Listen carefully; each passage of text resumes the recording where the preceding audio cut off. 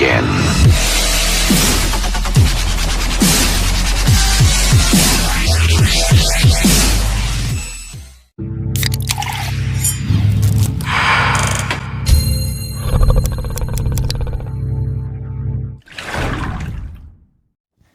Assalamualaikum warahmatullahi wabarakatuh. Perkenalkan, kita dari kelompok 11. Nama saya Intan Bayinatus Salihah bersama teman saya Yaniman Zebua. Di video kali ini kita akan berbagi informasi mengenai pentingnya menanamkan prinsip toleransi sejak dini. Sebelum lanjut ke video ini, jangan lupa untuk like dan subscribe channel ini ya, supaya kalian tidak ketinggalan informasi penting lainnya. Terima kasih. Apa sih yang dimaksud dari toleransi itu? Kata toleransi menurut UNESCO merujuk pada sikap terbuka dan menghormati perbedaan yang ada di antara manusia. Awalnya, konsep toleransi digunakan untuk menghargai perbedaan ras dan agama. Namun sekarang penggunaannya meluas pada menghargai gender, orang dengan disabilitas, dan perbedaan-perbedaan yang lain. Selain menghargai perbedaan, toleransi juga bermakna mau belajar dari orang lain. Menghargai perbedaan, menjembatani perbedaan budaya, menolak stereotipe yang tidak adil, mencari kesamaan, dan menciptakan jalinan-jalinan kuat yang baru. Apakah bersikap toleran berarti kita harus menerima semua perilaku? Tentu saja tidak. Perilaku yang merendahkan dan menyakiti orang lain, seperti perundungan atau bullying, perilaku melanggar norma dan hukum, tidak boleh ditolerir. Toleransi adalah menerima seseorang apa adanya, bukan tentang menerima perilaku yang buruk. Seperti hampir semua agama mengajarkan agar kita memperlakukan orang lain seperti kita ingin diperlakukan. Mengapa kita perlu menumbuhkan toleransi pada anak-anak? Wakil Ketua MPR RI, Hidayat Nur Wahid, meminta prinsip dan perilaku toleransi harus ditanamkan, terutama kepada anak-anak sejak usia dini melalui lembaga pendidikan.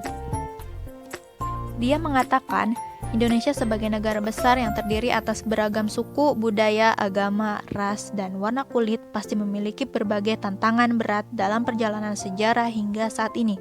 Salah satunya ancaman menipisnya nilai toleransi antar sesama anak bangsa. Minimnya, bahkan hilangnya toleransi berganti dengan intoleransi akan sangat berbahaya untuk keberlangsungan Negara Kesatuan Republik Indonesia. Karena intoleransi membuat setiap rakyat menjadi individualistik sehingga akan mempersulit bangsa ini menghadapi berbagai permasalahan internal dan eksternal seperti bencana pandemi COVID-19.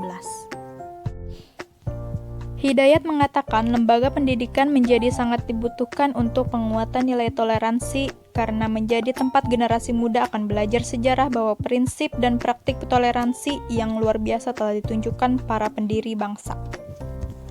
Ras, agama, suku bangsa, gender, usia, budaya, politik, sosial ekonomi, tempat tinggal, pakaian, bahkan makanan bisa memicu antipati dari orang-orang yang intoleran, orang-orang yang takut pada mereka yang tampak berbeda atau hidup dengan cara berbeda. Bagaimana cara menumbuhkan toleransi pada anak-anak? Orang tua dapat mengajarkan toleransi melalui banyak hal, namun yang terutama adalah menjadi teladan. Beri anak-anak kesempatan langsung untuk bermain dan belajar bersama teman-teman yang beragam. Mereka akan melihat bahwa setiap orang memberi kontribusi yang berarti, serta mengalami sendiri persamaan dan perbedaan di antara mereka.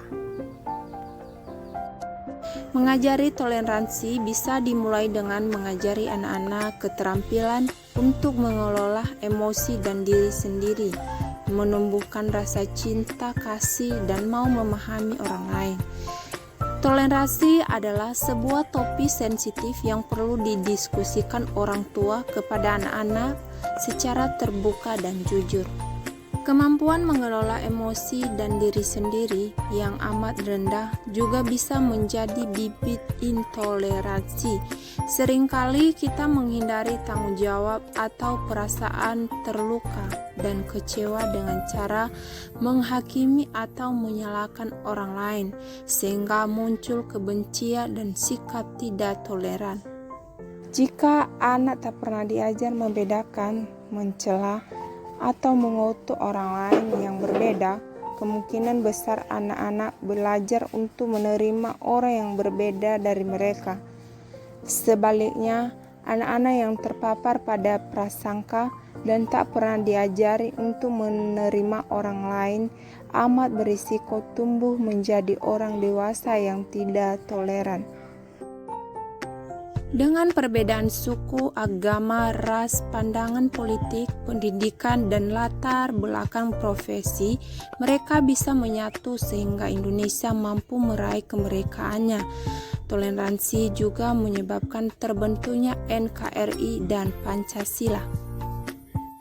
Menurut dia, melihat pentingnya langkah penguatan nilai-nilai toleransi, maka perlu ada satu upaya lagi untuk memaksimalkan teori dan prinsip seputar toleransi, yakni keteladanan.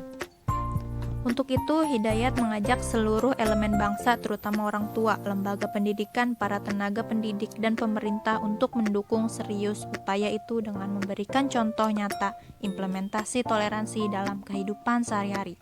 Dia mengajak semua pihak untuk sama-sama menjadi teladan bagi diri sendiri dan orang lain, karena tanpa keteladanan maka upaya memperkuat nilai toleransi akan sia-sia.